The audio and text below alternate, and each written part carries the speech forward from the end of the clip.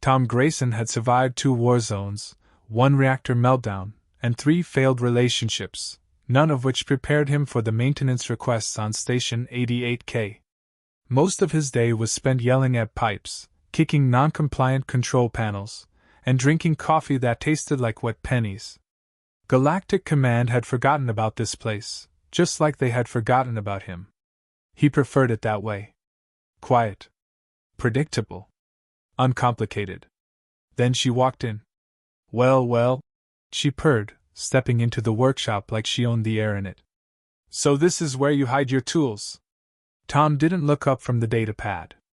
If you're selling anything other than silence, I'm not interested. Oh, I'm not here to sell, she said, placing a metallic case on the bench. I'm here to service. He sighed and finally glanced her way. Purple skin, bright teal eyes, and a tool belt that looked more decorative than functional. Her jumpsuit hugged her like she owed it rent. Probably some intern from one of the nearby moons trying to play mechanic. You lost? He asked. Nope. I'm Zara. Your new assistant. She extended a hand with bright blue fingernails. Galactic Maintenance assigned me. Tom didn't shake it. I didn't request help. They said you never do, she replied cheerfully. But you've got a backed-up flow regulator, a stuck hydraulic shaft, and, she leaned in, a dangerously unstable energy rod. Tom blinked. You read my reports? I skimmed. I'm good at finding blockages. Tight spaces. Overworked equipment. He blinked again. You always talk like that? Like what? Her eyes sparkled. You don't like a little personality with your diagnostics? Tom grunted. Just don't get in the way. She immediately grabbed a hydro spanner and popped open the nearest conduit.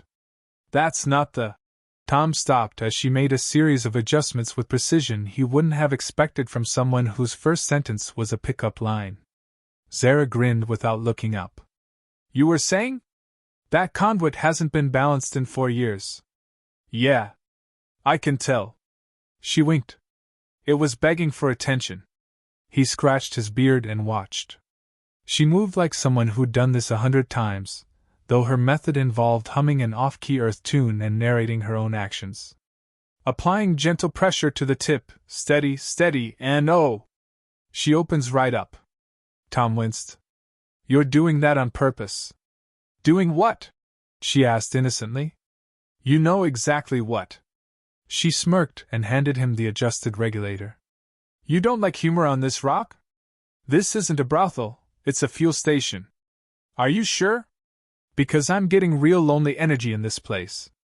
Tom turned to walk away. And hey, she called. Where do you keep your biggest wrench? He didn't answer. She followed anyway, rattling off questions. Do you prefer deep well diagnostics or shallow scans? And when you torque bolts, are you more of a twist guy or a pound until it moves guy? He stared at her. You're messing with me. I'm here to learn, she said sweetly. Besides, I love working with hands-on types. That evening, Tom sat in the control hub, trying to adjust his mental firewall. Zara had talked through lunch, laughed at her own jokes, and somehow bypassed the restricted server logs without asking. When he questioned it, she said, Just needed a better look at your back-end systems. He typed notes into the maintenance logs. She leaned over his shoulder. Is that how humans log everything? With keystrokes?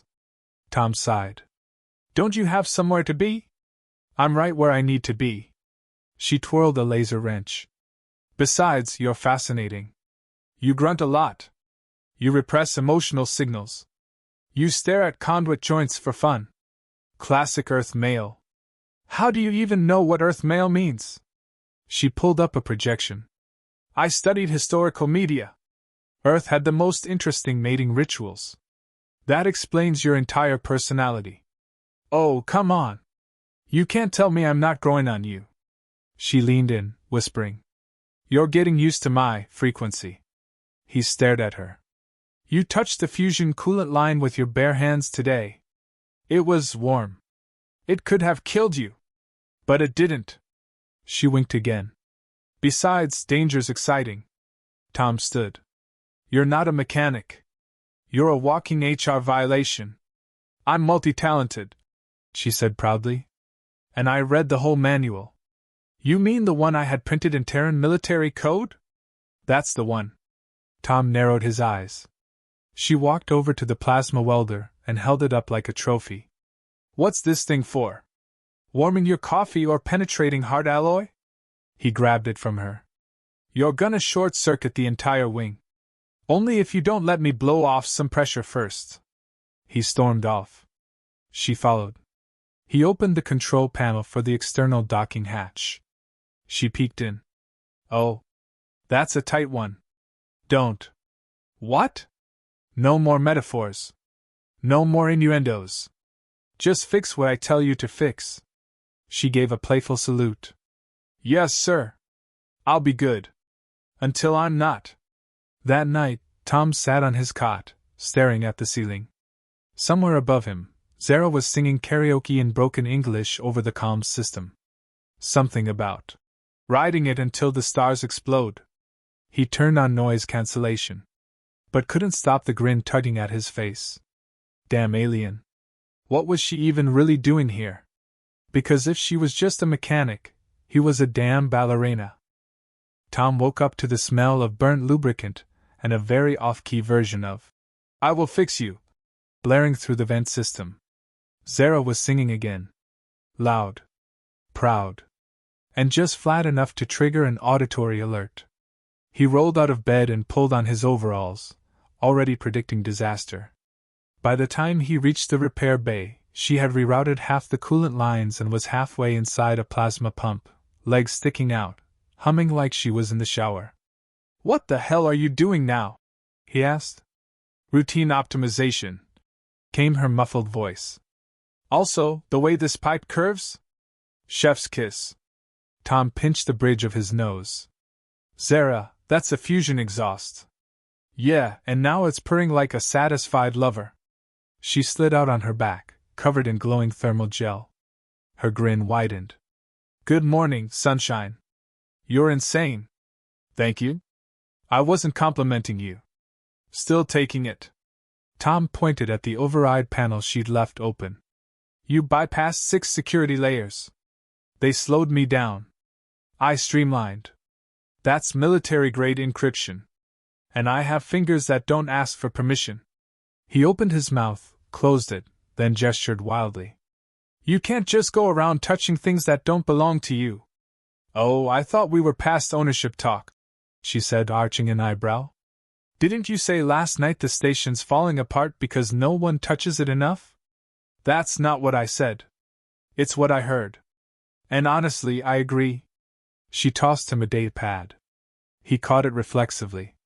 I also fixed the oscillation in the main shaft, she added. Your torque readings were limp. My torque readings are fine. Not from where I'm sitting. Tom flipped through the data. She had corrected the vibration error in the fuel converter, a bug that had plagued him for weeks. Her patch was elegant. Overcomplicated, showy, and annoying. But elegant. You're efficient, he admitted. But you're also reckless. I prefer spontaneous with flair. Why are you really here? I told you. Maintenance assistant. He stared at her. You show up unannounced. You hack restricted systems. You've quoted 23 Earth movies and misused all of them. Correction. I nailed at least 3 of them. Show me the throttle was perfectly timed. He didn't laugh. She walked over and leaned on the terminal beside him. You ever think maybe I'm here because I like working with my hands? You've spent more time messing with classified firmware than actual repair jobs. She leaned closer. Maybe I just like your firmware. That's not a thing. It could be. Tom stared. You're going to get me court-martialed. I've already been court-martialed, she said casually. 3 times. Beat the charges twice. His brow furrowed. You're not a civilian, are you? She smiled but didn't answer. Instead, she reached for a wire splitter and started peeling back the housing on a core cable with laser precision. Stop distracting me, he snapped. I'm not the one flustered, she said, not looking up. Your temperature just spiked by 2 degrees. Tom took a half step back. You're monitoring me? Vital signs only. I like to keep track of things that might explode. Like me? Like your sarcasm gland? He groaned and stormed off. She called after him. Hey, when you come back, can you bring me the double-ended clamp? I need to grip both ends before it slips out. He didn't dignify that with a response. Later that afternoon, Tom found her perched on the reactor housing, cross-legged, casually scrolling through station logs. You're not authorized to access those. She looked up. Don't worry. I only read the dirty ones. He snatched the tablet out of her hands. This isn't a game. No. It's a mystery. Why does an ex-military engineer end up babysitting a backwater refueling pit in the middle of nowhere? That's classified. So is my shoe size. Doesn't stop me from walking. Tom clenched his jaw. Are you trying to get thrown out an airlock? Tempting. But no. I'm trying to understand why your files are riddled with redacted mission logs and psych evals that say non-compliant under duress. You dug through my personnel files? I'm curious. And thorough. And if I'm being honest... She swung her legs off the housing and leaned in. I like damaged goods. They squeak better when they're worked on. Tom stepped back. You're insane. You said that already? And you're playing some kind of long con. You think I need a con to enjoy your company? I think you're pretending to be a mechanic. She smirked. I am a mechanic. I just have auxiliary training. He didn't respond. She let the silence sit. I could fix you too, you know, she said quietly. I'm not broken. That's what broken things say. He turned and walked out. She watched him go and whispered to no one in particular. Yeah, you're definitely going to be a problem. By evening, she'd rerouted the station's energy grid for efficiency. Translation, she'd installed a backdoor control system with encrypted layers even Tom couldn't decode. When he confronted her, she shrugged. In case of emergency. Or karaoke night. You've got a god complex. I'm more of a goddess, but I don't like to brag. Tom's voice was sharp. If you're spying on me, testing me, whatever this is, stop. Because I don't care who sent you. She smiled slowly. You're assuming someone sent me. They didn't? She winked. Wouldn't you like to know? That night, Tom reviewed the station's surveillance logs. Zara was everywhere. Accessing junctions that hadn't been touched in years. Patching circuits that didn't show up on official blueprints. And in one file, she seemed to vanish entirely, mid-step, mid-frame, like static swallowed her. He leaned back in his chair, cold sweat trickling down his neck. She was no mechanic. But whatever she was just getting warmed up. Emergency sirens screamed through Station 88K as Tom stumbled into the central control hub. Red lights bathed everything in a pulse that matched the pounding in his skull. Monitors flashed. Unauthorized vessels inbound. Lockdown protocol engaged. He slammed a fist against the console. Where's the damn override? Looking for me? Came a calm voice behind him. He turned. Zara stood in the doorway, her suit half unzipped down the front, revealing not skin but the dull chrome sheen of synthetic plating beneath. What the hell are you?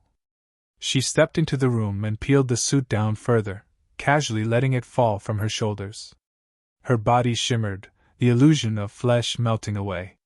Beneath was a fusion of synthetic muscle fibers, neural mesh armor, and an insignia Tom hadn't seen in years, the Terran Black Ops seal, scorched into her chest plate. Zara wasn't just pretending. She had never been an alien. She was Terran. And built. What the hell are you? He whispered. Z.X03, Covert Infiltration Protocol. Adaptive humanoid shell. And part-time comedian. She smirked. Surprised? You shouldn't be. You knew I was too good with your tools. He blinked, speechless. Let me guess, you're aroused and terrified, she said. Typical human response to powerful women. What? Why? Because this station is a trap, she explained. You're sitting on one of the last unregistered pre-war AI cores. And someone's been trying to smuggle it off-world. Tom took a shaky breath. And you think it's me? I think someone thinks it's you. Or thinks you're dumb enough to ignore it. Either way, I had to blend in. You weren't exactly welcoming to outsiders. You didn't exactly act normal. I had to act like I wasn't a threat. Nothing disarms a suspicious man faster than a pretty woman making bad wrench jokes. Tom backed up slowly. You played me. I flirted. There's a difference. And let's not pretend you didn't enjoy every second. The wall panel behind her exploded inward. A six-limbed mercenary dropped through the smoke, weapons drawn. Without flinching, Zara's arms split open, revealing plasma cannons. She fired without looking. One clean shot, his head vaporized. She turned back to Tom, calm. That wasn't foreplay, by the way. Unless you're into that. Tom stared at the charred remains. You just… What the hell kind of mechanic carries military-grade cannons in her arms? The kind who works overtime. The console lit up with a proximity alert. More hostiles inbound. She glanced at the screen. They're not here for fuel. Tom reached under the desk and pulled out a dusty shotgun. I thought this was a dead-end post. It was. Until someone found what's buried under the cargo hold. Which is? A Terran war-class AI. Pre-ban. Illegal. Raw, unstable, and still linked to the Black Ops network. You've been sitting on it for 6 years. No one told me. Of course not. You were the decoy. The loose end. The dumb grunt who won't ask questions. She narrowed her eyes. And you didn't. Tom felt the shame hit hard. So what now? You kill me? If I wanted you dead, you'd already be vapor. She paused. I'm here to keep the assets safe. But they're coming fast, and I need a second pair of hands. He stared. You want my help? You've been fixing broken garbage for years. Time to fix something that matters. Another alert sounded. 10 hostiles on approach. Zara cracked her mechanical knuckles. Grab your big wrench, soldier. Tom cocked the shotgun. It's not a wrench, but it gets the job done. That's the spirit. The first wave hit hard. Drones swarmed the entrance. Tom fired, blasting one out of the air. Zara spun beside him, her armor glowing, twin plasma blades slicing through steel. He ducked a shot. You do this often? Only when I'm bored. Or horny. Right now it's both. A merc grabbed Tom from behind. He elbowed it in the throat and smashed it with the butt of the shotgun. Zara raised an eyebrow. Kinky. Focus! He yelled. She launched herself at the next wave, moving like a glitch in reality. Too fast, too fluid. Her voice buzzed in his earpiece. Vault doors behind level 3. They're after it. Tom sprinted ahead, cutting through corridors, blasting intruders. Zara followed, tearing through hostiles with sharp efficiency. At the vault door, he saw it, a massive containment field glowing blue. Inside hovered a cube the size of a football. Pulsing. Alive. Zara placed her palm on the scanner. We can't let them take it. Then destroy it. She looked at him. I'm not programmed to destroy Terran technology. You're not programmed for half the crap you've done. She hesitated, then smiled. Maybe I've been learning from you. Another explosion rocked the hallway. They were almost out of time. Tom took a breath, then did something reckless. He reached into the containment field and yanked the AI core free. Zara stared. That thing could fry your brain. Story of my life. She held out a compartment in her chest plate. Put it in me. Phrasing. Now, Grayson. He shoved it in. Her eyes flashed white. For a second, she went stiff. Then her voice dropped an octave. Core integrated. The invaders burst through the wall. Zara stepped forward, fully powered, glowing like a star. You wanted to see what was under my suit? She said, raising both arms. Let me show you everything. She unleashed a wave of energy that disintegrated the attackers. Screams echoed, then silence. Smoke settled. Zara turned, the glow fading. Tom looked around the wreckage. "Remind me never to piss you off." She smirked. "Good choice." He wiped sweat from his forehead. "So what now?" "We re-encrypt the AI. Disappear. Maybe take a vacation. You ever been to Europa's moons? I hear they have lava spas. You expect me to just run off with a killer mech? I expect you to stop lying to yourself? You liked working with me." He chuckled. "You blew up half my station." She stepped closer. "But I saved your life. Twice. And I made you smile? Admit it." He stared at her. "You're the weirdest mechanic I've ever met. You say that like it's a bad thing." And for the first time in years, Tom didn't feel broken. He just felt rebooted. Tom sat on the floor, back against a melted control panel, shotgun across his lap. The station was half dark, half smoldering, and his entire body ached. Zara stood a few feet away, steam rising from the armor plates across her shoulders. Her synthetic skin was slowly reforming, sealing shut the ports and seams she'd blown open during the fight. "That was," he said between breaths, "the most chaotic shift I've ever had." She turned her head slightly. "You say that like it's a complaint. It's not. Just, most new hires don't come with internal artillery." She smiled. "You handled it well. For a guy who thinks sarcasm is a defense mechanism." Tom grunted. "And you? What now? Go back to pretending you're just here to tighten bolts and make sexual metaphors?" She tilted her head. "Would that make you more comfortable?" "No. Just familiar." Zara took a seat beside him. "The AI core's safe. Re-encrypted. Hidden deeper than before." Tom nodded. "So it's over?" "For now."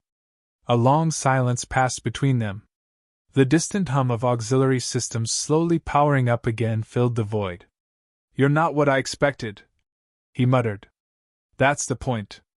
You infiltrate stations, act like a space bimbo, then go full death machine when things get spicy." "I'm very versatile." Tom snorted. "You ever try subtlety?" "I did. Once. Nearly died from boredom." He leaned back and closed his eyes. "You said something back there, that you're not supposed to destroy Terran tech. Even when it's dangerous. Direct orders. Even if the tech threatens systems, governments, or innocent people, my directive is to protect it. That's insane." "Not insane. Human. Your creators made us to value your legacy more than your lives." He opened one eye. "And yet you saved mine." "I'm adaptive." "Even to stupidity?" "Especially to stupidity." He chuckled. "You're not going to wipe my memory or lock me up or report me for interfering? You carried the AI core with your bare hands, risked your brain, helped neutralize a high-threat incursion, and told me to shove it in you. That's not interference. That's team spirit." "I did not say it like that." "You kinda did." Tom rubbed his face. "So what now?" "I file my damage report and pretend this was all an unusually aggressive hardware malfunction. You could do that. Or," she glanced at him, "you could come with me." He blinked. "Where?" "Wherever I go. My mission parameters are shifting. Having an ex-military grunt with zero regard for protocol might actually be useful." He raised an eyebrow. "Are you offering me a job?" "More like a position." "Same difference?" "No, one comes with benefits. The other comes with consequences." Tom looked around the ruined station. The place he'd been dumped to rot. The silence. The monotony. The ghosts. "You trust me?" "I trust your instincts. You didn't shoot me, even when you had every reason to. And you're fun to watch when you're mad. That's not a great qualification. Neither is pretending to be an alien mechanic for 3 months, but here we are." He stared at her. "If I come with you, what am I walking into?" She grinned. "Everything they warned you about in boot camp. Times 10. With lasers." He stood up slowly. I don't have any clean clothes. You won't need them. That's not ominous at all. Zara stood as well, the last traces of armor fading from view, her form flickering back to something soft, humanoid, familiar. She picked up the burned remains of her jumpsuit and looked it over. Shame. I like this suit. Tom smirked. You've got others? She tossed the scraps aside. Let's just say I'm flexible. He hesitated, then nodded. All right. I'm in. She blinked. Just like that? You already ruined my life in the best way possible. Might as well see how much worse it can get. Her smile widened. Now you're thinking like me. They started toward the docking bay. Alarms were off now. Systems were calm. But the air still smelled like ionized metal and singed lies. Halfway there, she glanced at him. You know, I never asked. What did you think I was when we first met? He shrugged. Annoying. Loud. Too flirty. Possibly unstable. And now? All of the above. Plus dangerous. Deadly. And useful in a fight. She grinned. And attractive? He paused. You unzipped your suit and vaporized half a merc squad. I don't think I've been attracted to anything that terrifying since I dated a demolitions expert. Did she explode? In the relationship sense, yes. Good. You're already trained. They reached the docking ramp. She paused, activated her ship's beacon. Do you have a name? He asked suddenly. Zara was the alias. My actual designation is Z.X03. Zara's better. I thought so too. He leaned against the wall. So I'm just supposed to follow you into space and trust that the woman who called my torque readings limp isn't going to drop me in a sun? Tom, if I wanted to drop you into a sun, I wouldn't use gravity. He laughed. That's somehow more threatening. The shuttle landed, sleek, black, and clearly stolen from a high-clearance fleet. Zara held out her hand. You coming? He looked at it. Only if I get to touch the control panel. She winked. You can touch everything. Just don't push the wrong buttons. He stepped forward and took her hand. Together they walked into the unknown, one ex-soldier and one not-so-alien mechanic. Two disasters with tools, humor, and enough weaponry to make even the stars nervous. And behind them, the station flickered back to silence, emptier now, but lighter. The last thing Tom muttered before the hatch closed was simple, honest, and entirely inappropriate. I always knew she wasn't just here to fix my pipes.